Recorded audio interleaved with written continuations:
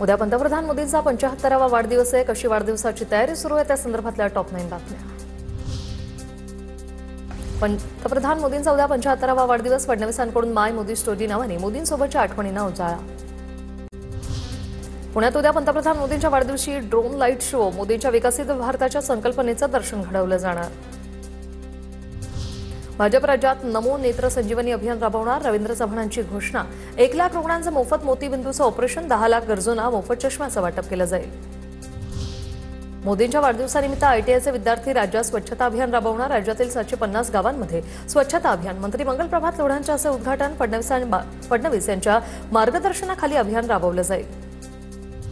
कर्जाच्या पैशातून मोदींचा वाढदिवस साजरा करणार. त्यांचा वाढदिवस सरकारी पैशातून का साजरा करावा? संजय राऊत यांचा सवाल. कर्जबाजारी असताना मोदींच्या वाढदिवसाचा केक कापणं हा आर्थिक अपराध असल्याची टीका. मोदींवर टीका करणं म्हणजे सूर्यावर थुंकण्यासारखं आहे. संजय राऊत. तुमचा वाढदिवस भांडूपच्या गल्लीत देखील होतो का?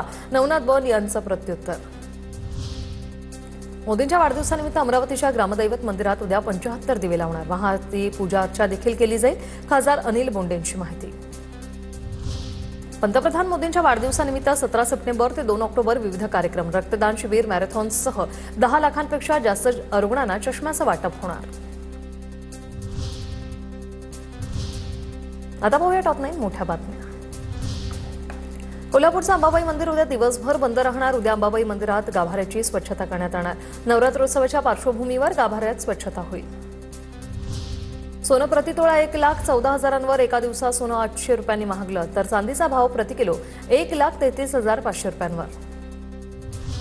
MMRDAने एल्फिन्स्टन पूल बंद केल्यामुळे वाहतुकीचा खोळंबा. अधिक प्रमाणात वाहतूक पोलीस तैनात करा. आदित्य ठाकरेंची मुंबई पोलीस आयुक्तांकडे पत्राद्वारे मागणी. अपोलो टायर्स टीम इंडियाचे प्रायोजक. 2027 पर्यंत क्रिकेट टीमची स्पॉन्सरशिप अपोलो टायर्सकडे. ड्रीम 11 पेक्षा अपोलो टायर्सने लावली सर्वात जास्त बोली.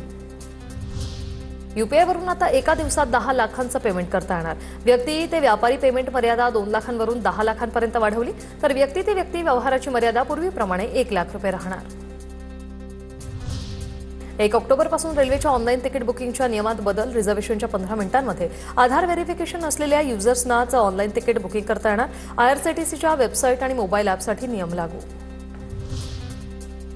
ITI प्रवेशाचं सुधारित वेळापत्रक जाहीर. इलेक्ट्रिशियन कोर्सला विद्यार्थ्यांची पसंती. 1,25,000 प्रवेश निश्चित. 21 सप्टेंबरला गुणवत्ता यादी जाहीर होणार. ऑगस्टमध्ये घाऊक महागाई दर 4 महिन्यांचा उच्चांकी पातळीवर. खाद्यवस्तू आणि उत्पादित वस्तूंच्या किमतीतील वाढीमुळे ऑगस्टमध्ये घाऊक महागाई दर 0.52%. बेकायदेशीर बेटिंग ॲप प्रकरणी युवराज सिंग सोनू सूदला समन्स. 23 सप्टेंबरला युवराज सिंगला चौकशीसाठी हजर राहण्याचं समन्स. तर ईडीने अभिनेता सोनू सूदला 24 तारखेला चौकशीसाठी बोलवलंय.